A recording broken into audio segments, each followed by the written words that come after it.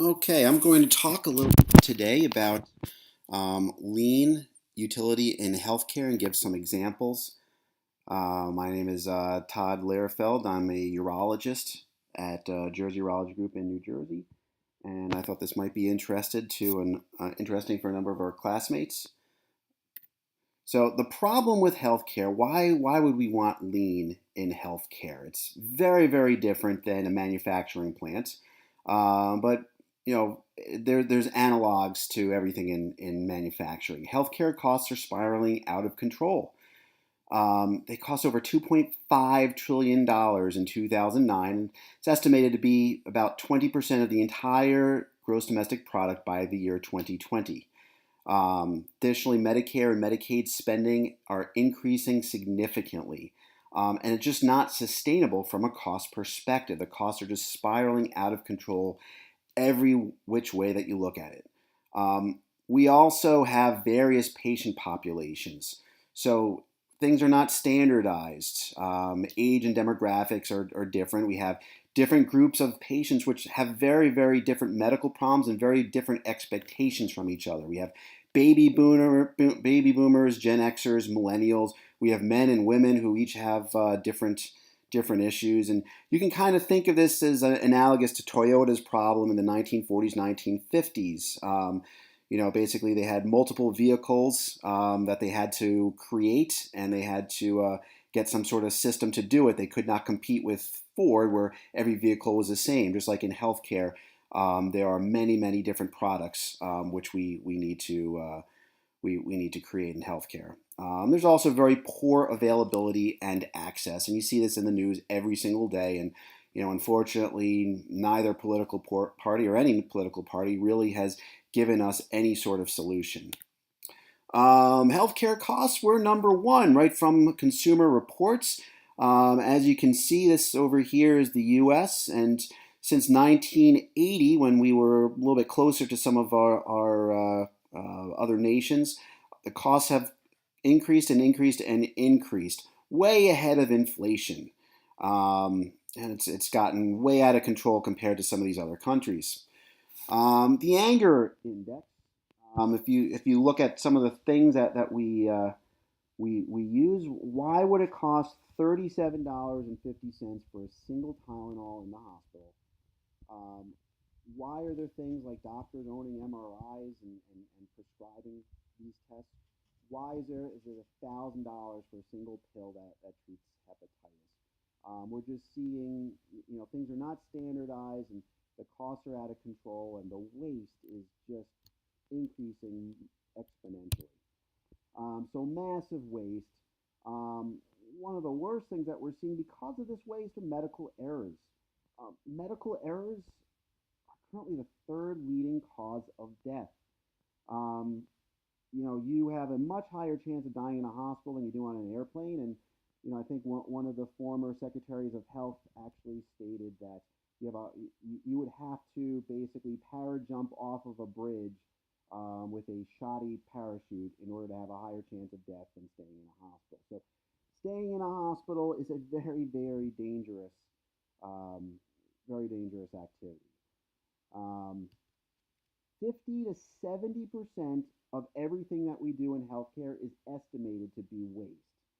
So that really makes it ripe for some sort of revolutionary change.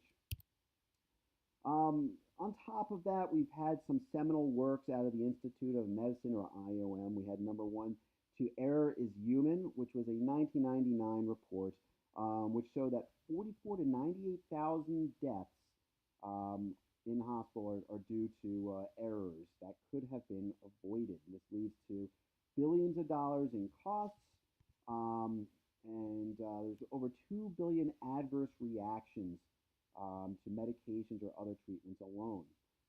We estimate that the defect rate is 3 to 4%, and a defect is defined as pretty much anything that should not have happened. Everything from no appointment in the system, i.e., the patient shows up and he's not expected, or to wrong-sided surgery, which, believe it or not, still happens, and unintended deaths. So if you were to compare this to any other industry, you're talking Six Sigma. This is about the opposite of that. if you bought a car with 3 to 4% defect rates, that that that that that car company would be out of business within days.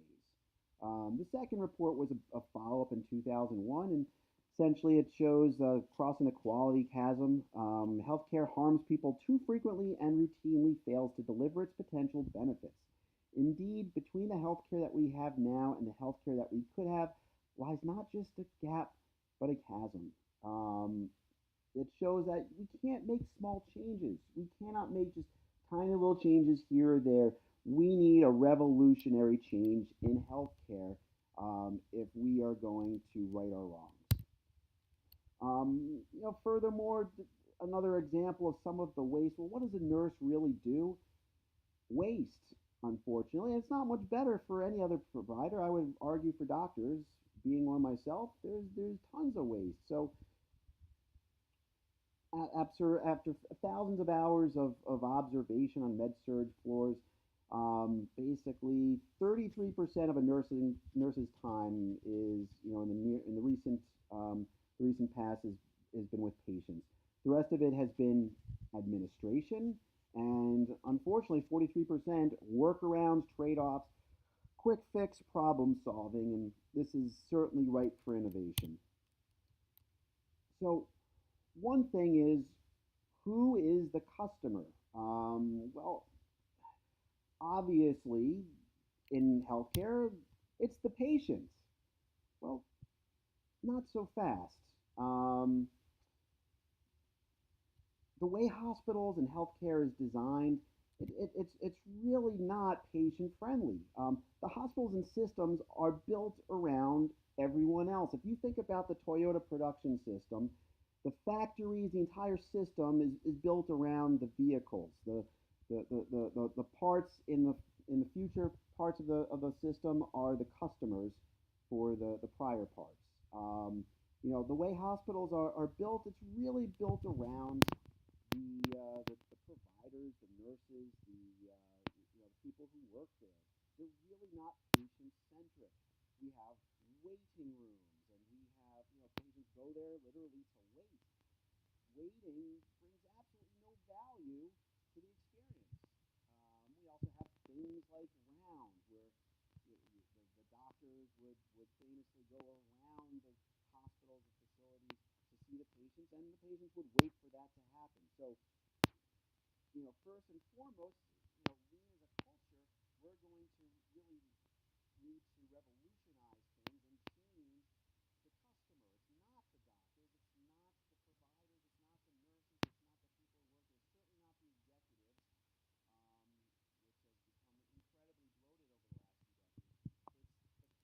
It's the patients, they're the customers. So we need to find ways, first and foremost, in our lean system and remove them as much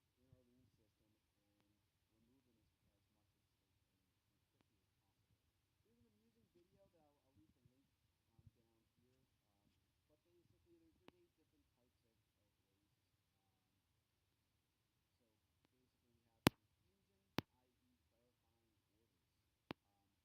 Oftentimes the doctor will write an order and the nurse won't be able to read it and figure it out.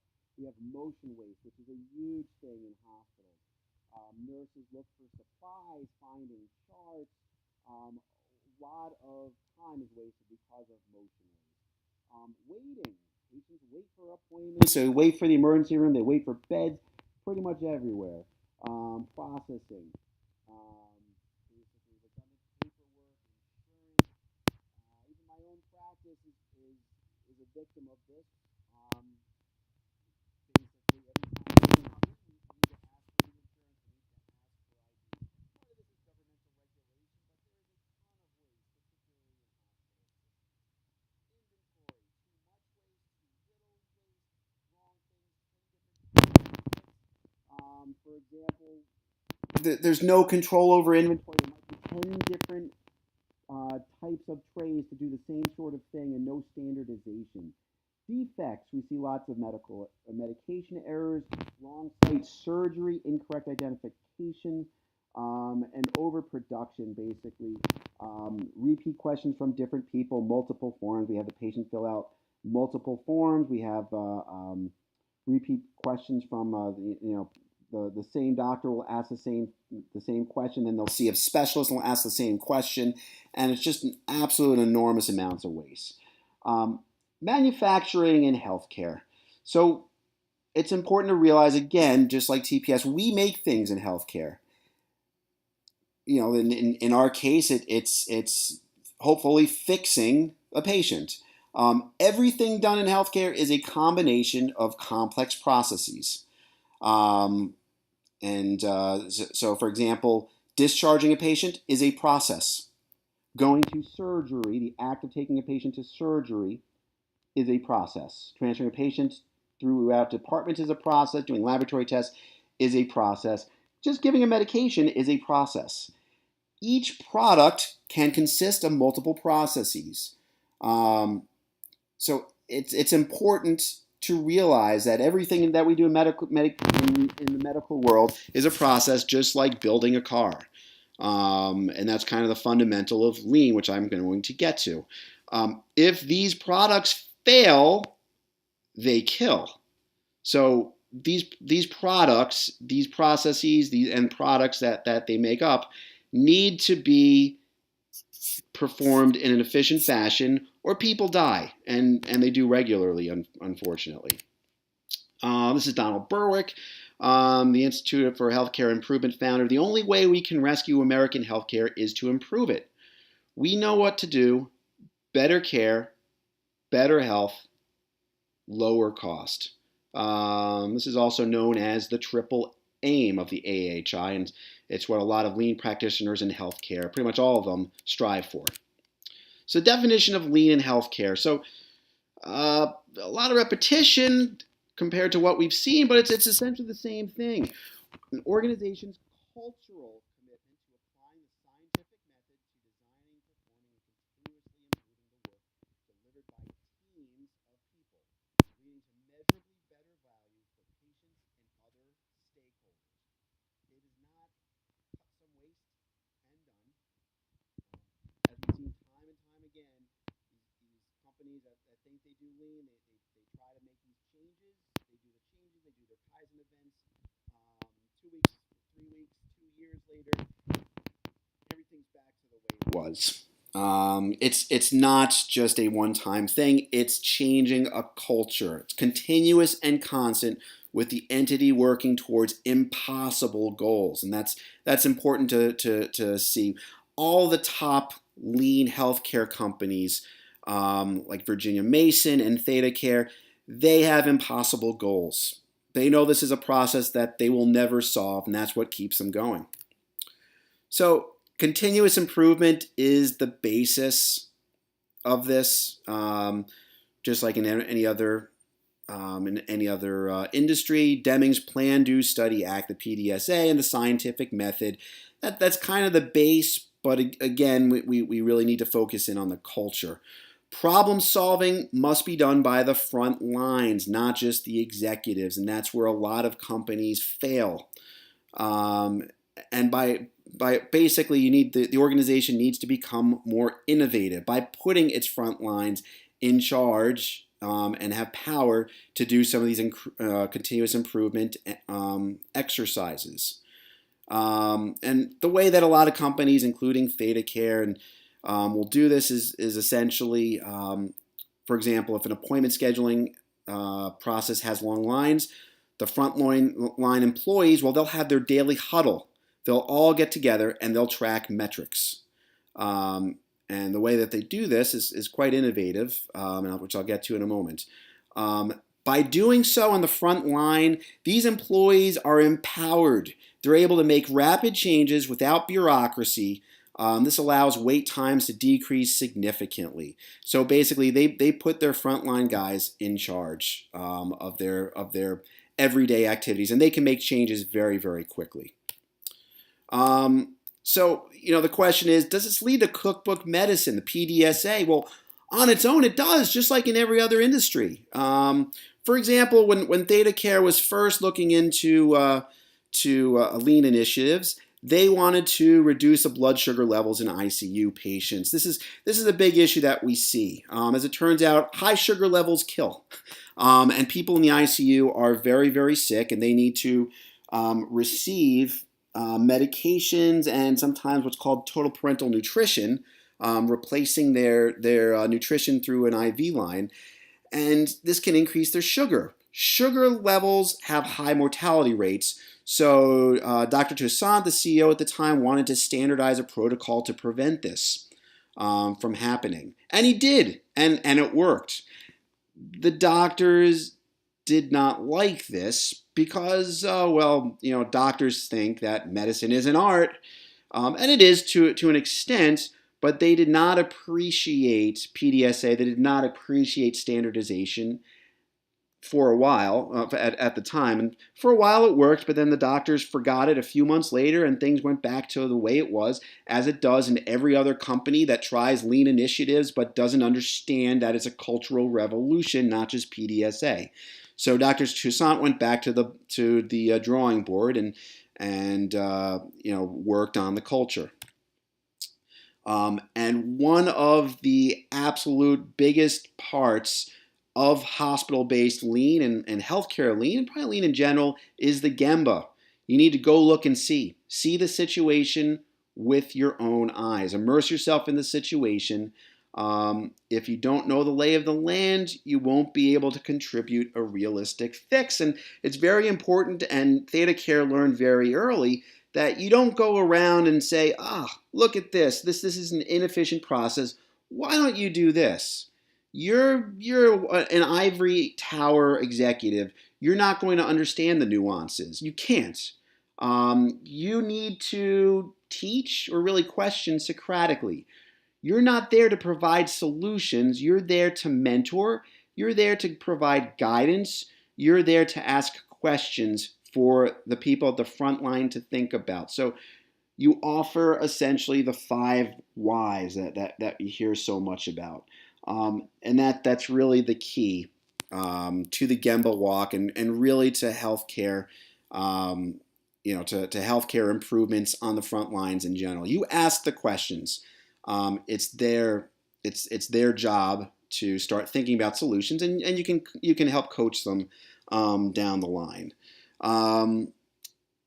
For example, a hospital was not Thedacare was losing thousands of dollars of false teeth every week, and they couldn't figure out why. And security guard was noticed this, and he was tasked for figuring out why would we lose false teeth. So he went on a Gemba walk, and he went from room to room to room, and he noticed something that was similar in a lot of these rooms, that the garbage cans were put on the right side, kind of close to the patient trays. A lot of the older patients he would witness actually would put their teeth on the counter, on the right side, since most of them were right-handed. Once in a while, the patient would either miss, or the tray was just kind of off the wrong angle, and the trash can was a little bit closer to them. They would miss the tray. The teeth would fall into the garbage. The friendly neighborhood housekeeper would come by a little bit later and take those trash and throw them away. So what happened? Well, because of the location of the trash can, it cost over $3,000 of lost teeth. So the next week, he had them move the trash to the left side or close to the edge of the bed, and voila, what they find and what the nursing staff find, they found tons and tons of teeth on the right side of the floor, and they were able to save the teeth. Could they have gotten bigger trays or moved the trays or something else like that? Yeah, sure. But by asking questions and doing an observation, they were able to figure out this rather simple solution to an expensive problem. Here's just an example I'm going to go through very quickly. So lab results are used to aid clinicians in decisions 70% of the time. Doctors and patients need labs. Patients, caregivers are waiting hours for simple results. And really the lab only takes a few minutes to run a lot of these results. And this is a big waste. Again, waiting is one of the biggest wastes in healthcare, and it leads to several other wastes. This is just a quick example with the virtual hospital system in Marlton, New Jersey, close to my neck of the woods, wanted to find the bottlenecks, and this will transition into some of the other things we're going to talk about. So they wanted to eliminate the muda. They wanted to decrease waiting, decreased motion. There's actually a lot of waiting, a lot of motion, a lot of walking that the different technicians would have to go through, and they wanted improved value delivery to the customer, the patient. So they did a little frequency diagram, and they noticed that the collection was much higher. The labs brought into the lab were much higher at 6 a.m. when the lab opens. They did a value stream diagram, which effectively just goes through the phlebotomist, the blood drawer. They get ready to collect. They go to the different floors. They go to the ERs. They go everywhere they need to actually get the draw the labs, and then they bring it to the receiving, and then the receiving brings it to the lab system. And they saw that there's basically a lot of weight in between each step, and there was a huge weight basically between the specimen draws and the specimen receiving. And only 44% of these steps added value, and the specimens were waiting on the floor until the phlebotomy team was back. So they would all go out as a big team in the morning. They get tons and tons of these specimens, and then there's a batch of 200 specimens causing a bottleneck in the machine, which could efficiently do a few specimens, but once you get to 200, my goodness, there's going to be a long wait. So what do they do? Well, this is kind of before their Kaizen event. There's Kaizen Blitz where they kind of made relatively simple changes, but they used the TPS model of hejunka to basically level and sequence the workflows. So by leveling the loading work, they went essentially from 49 minutes to throughout the day. They noticed basically 16 minutes, 21 minutes. They basically had new deployment strategies, so they sent out the phlebotomists either individually or as much smaller teams. The phlebotomists returned to the lab after the initial assignments. They were redeployed afterwards, and they noticed a huge decrease in the wait times for the patients, as well as decreased motion waste in between each event, each process. So adding value, this kind of gets to the value stream map. Healthcare resources should be used to benefit patients. The value stream maps are useful to measure and quantify steps in a process, differentiating those that add value from those which do not. And obviously, those that do not are the muda, which we in healthcare and every other industry want to eliminate. Various processes can have very complex maps. Earlier, I spoke about just discharging a patient can be many maps because it's a very complex process that needs to happen. And in fact, Thedacare, they actually have a war room, which is a large room that has value stream maps, either handwritten or printed, but actually posted all over the room so that they can look at their value stream maps on a regular basis and make sure that they have all their steps in line. Follow the process at least once to understand how it happens.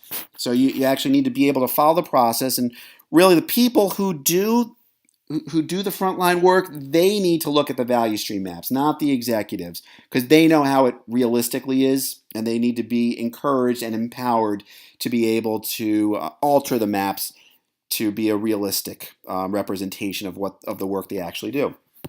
And this needs to be validated with other workers to confirm it's accurate. And really, just like at Thedacare, this is a perpetual work in progress. Their goal is to find the perfect way to deliver healthcare. They're never going to find it, but they're trying, and that's what keeps them going. They need to identify inconsistencies, and you really want to use this kind of as a springboard to a future state map. What it looks like now, you want to erase and make it into a future state map. And I would argue that places like Thedacare and probably Virginia Mason and Seattle are very close to future state maps, what we would like to see them as. So you need to understand every step of the process. Every process in healthcare, again, has a VSM. Follow the flow of work. Fix the flow issues where possible. Identify where there are problems. They can be also very good for orienting staff to the process as well as to describe this process to other departments and authorities. So how do you get from our inefficient pre-state map to the more efficient future state perfect map? Well, we use A3. The A3, as we know, is called that because it's the size of an A3 piece of paper. I believe Toyota was the first one to really name it this, and really this entire plan should fit on a piece of paper, and it really should be done in pencil. So the analogy, the value stream map is the forest. The A3 lets you see the trees. It helps you find the future state, and it gives you kind of directed measures on how to do this. It allows you to detect specific issues. It is used as a drill down tool to really find out where the problems is, really ask questions and find out what sort of changes should be made. It gives you a visual story of the processes. It is a generator of ideas, and much like a value stream map, it really should be done on pencil and paper.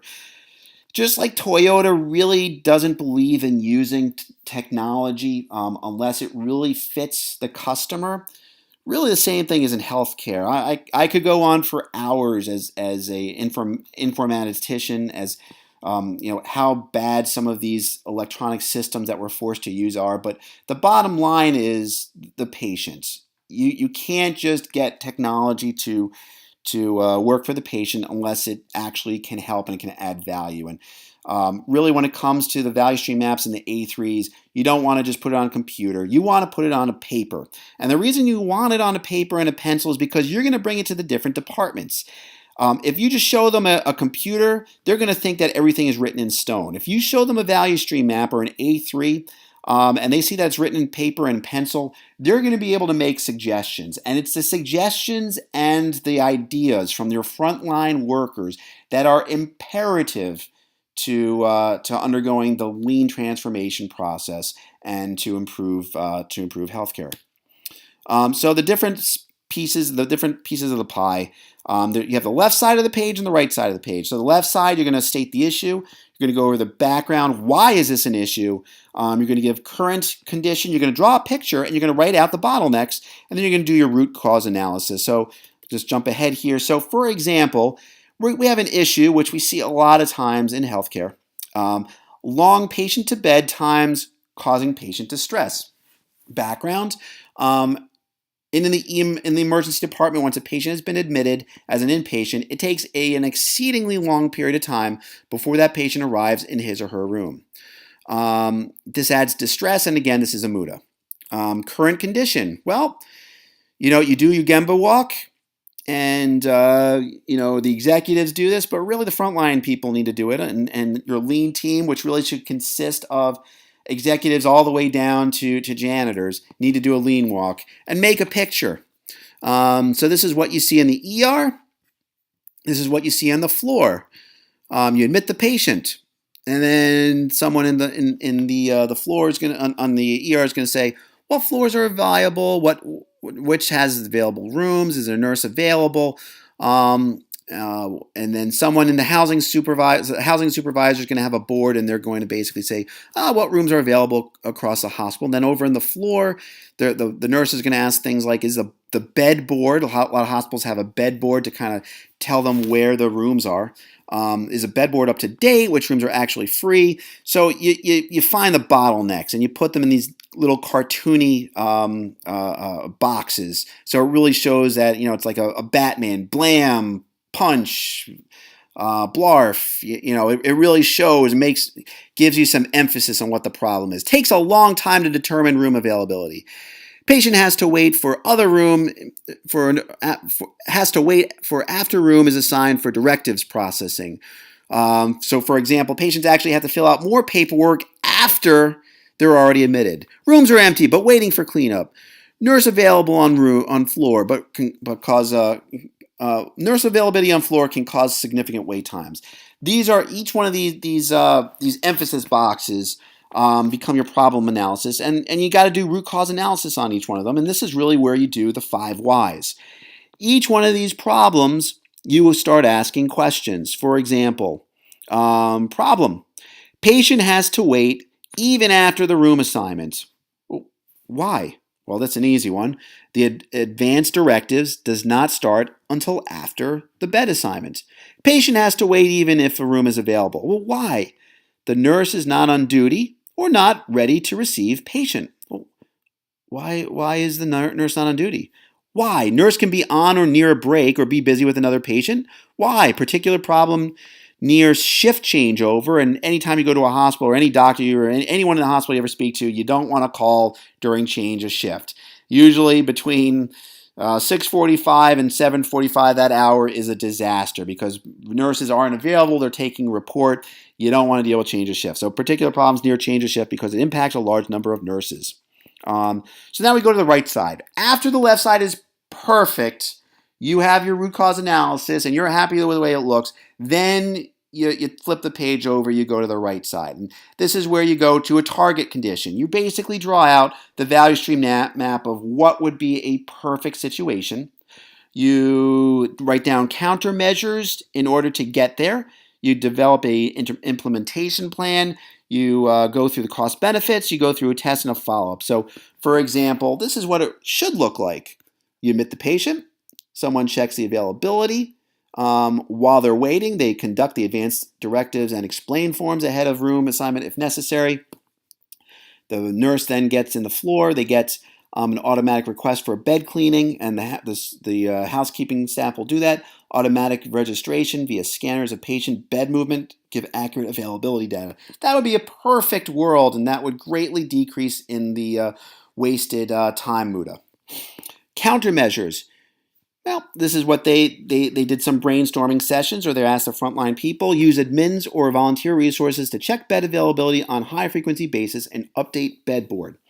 And they start the advanced directives before the patient bed is assigned. That seems like an easy one. You just have the patient fill out the forms before they even start the admission process. An implementation plan. This is really where you set out your nuts and bolts of fixing things. What? So, for example, use additional admin resources with go-see approach to keep bed boards accurate and initiate cleanup requests. Who's going to do this? John. When is he going to do this? You want to give them actual goals and dates. Month of August. Outcome. Collect wait time data and do before-after comparison on impact of accurate room availability information. A very, very important dictum in medicine is you need to be able to measure. If you can't measure something, you really can't fix it. So this needs to be you need some sort of objective data to measure. Follow-up. And basically they have a follow-up for when they're going to go over this A3, when they're going to go through, hopefully, the fix of this value stream map. And that's basically how we do A3. So, jumping ahead, it's important to realize that standardization, as I mentioned towards the beginning, standardization is the key to medicine and pretty much everything else. You really do need some sort of cookbook or a checklist in order to proceed and really add value and prevent errors in medicine. Virginia Mason is actually a very interesting health system. Thedacare, they went into lean because they were good and they wanted to get better. They had to find a better way of implementing PDSA and have their doctors and other healthcare workers buy into it. And they actually went to a local snowblowing company which followed lean, and they actually, rather than go to Japan like a lot of companies did, they modeled themselves after the snowblowing company, which apparently followed TPS to the T. Virginia Mason was almost the opposite. They were a disaster. Back in around 2003, I believe, they had a horrible error where a lady actually died from injecting a medication. Instead of injecting it into a vein, it went actually intrathecally. It went into basically the cerebral spinal fluid into the brain, and she died. There was a huge lawsuit, and the CEO at the time essentially named a day and actually an entire institute after this lady. The patient's family initially thought it was just lip service, but no, they actually have turned things around and have become one of the top leaders in healthcare over the last decade.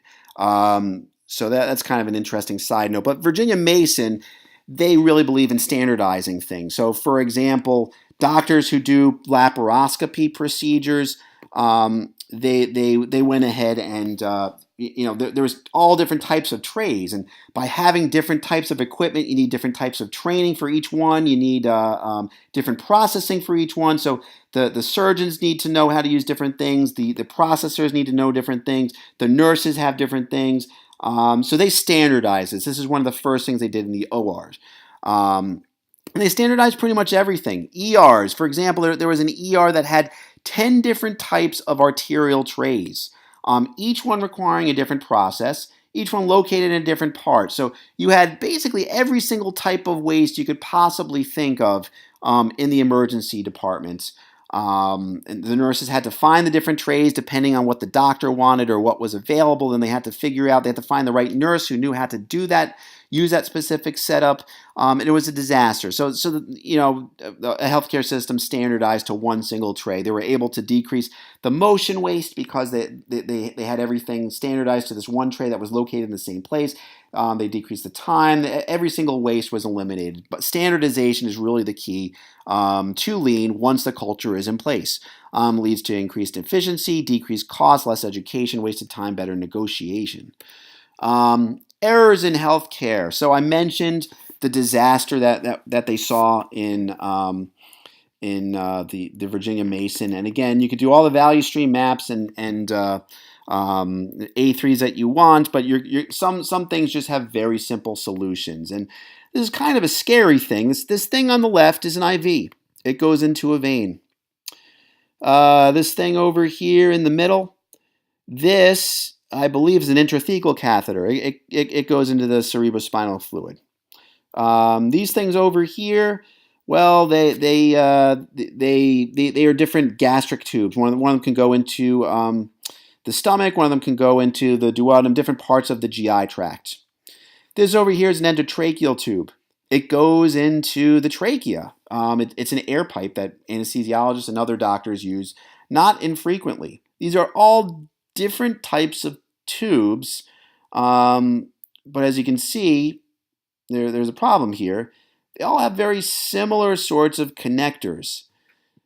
These connectors have led to some of the biggest errors, including at Virginia Mason, including at one of the institutes that I trained at.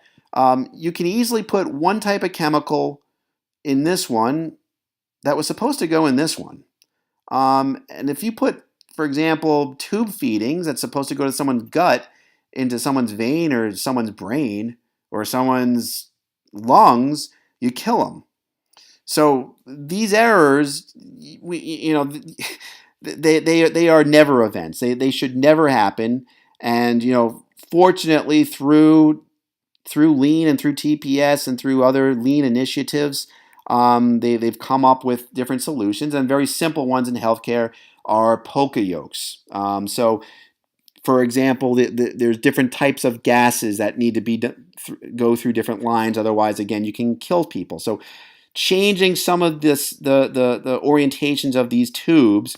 If the tube is only going to fit into one of these, it's going to fit in this one with the 2 prongs, this one with the 3 prongs, this one in prongs that are over here, this one, the oxygen prongs that are over here. You can't do it. You can't put it in the wrong one. And in healthcare, just like everywhere else, we need to realize that Lean is not about people making errors. Lean is about the processes that need to be honed. People are going to make errors no matter what you do. You need to prevent the errors as best as possible through these different initiatives, through polka yolks, through value stream mapping and the A3s, through the Gemba walks, and hopefully you get by having enough error proofing, you kind of make a Swiss cheese effect. You have one hole. If you get through that one hole, you'll have another hole to get through, and hopefully by streamlining processes, finding relatively simple, idiot-proof ways to avoid errors, we can improve healthcare for everyone. So requirements for lean according to Thedacare. So again, it's the patient-focused healthcare. The design care has to be around patients, much like the snowblower company that Thedacare noticed. The design was around the snowblowers. Well, we're the snowblowers. Toyota, it's around the cars. We're the cars. It needs to be designed around patients. And in fact, Thedacare, they recently acquired another hospital. They decided that rather than just try to reorient the hospital and rebuild some of the wings for their lean initiatives, they want to actually demolish both of their hospitals and build a brand new lean thinking hospital that puts the patient in the middle, does not have things like waiting rooms or anything like that, and designs the entire process around the patient and continuous flow. They need to identify the value streams. You need to identify the value streams to basically minimize the time and reduce the waste. Again, you find the key components of the waste, and you find your root cause analysis, and then you find ways to fix things. And again, your frontline people have the best ideas in any industry, but certainly in healthcare. You need to show respect and be humble. You need to empower your staff. They can't be afraid of you. They can't think that you're the end all be all. Although you are, they need to understand that they understand the processes better than you. You need to understand that your frontline understands the processes better than you do, and you need to be able to empower them to make these changes. Standardization is the key. Again, you need the culture first, but you need to standardize. You need checklists. You need value stream mappings, and you need the processes studied by everyone. While Thedacare has a war room that has every process mapped out, they also have everything available on their intranet, which can be updated. Their policies and procedures are so well matured at this point that they can publish things on their intranet and people can follow their checklists. But just like in Toyota, they can alter them and change them as necessary in the front lines. Again, you need to make everything measurable. We need to see objective data in healthcare. How much have errors decreased by? How much time has waiting decreased by? What are how well have our mortality rates after heart surgery improved? You need some sort of measurable quantity, and really they need to focus on continuous improvement, just not just a one-time Kaizen event that goes away, and A3 management. The A3s are never finished; they always continue. This is a continuous improvement, and healthcare, just like every other industry, they need to realize this. So it's not really whether or not your healthcare system should implement lean. It's really why have they not? The facts are there. We spend way too much on healthcare, and the product is horrible. While we have great innovations, our ability to distribute care equitably and in an efficient fashion is horrible. We are paying for a Maserati supercar, and we're getting a used Yugo, and it just can't continue. Lean is really the answer for this. And thank you very much.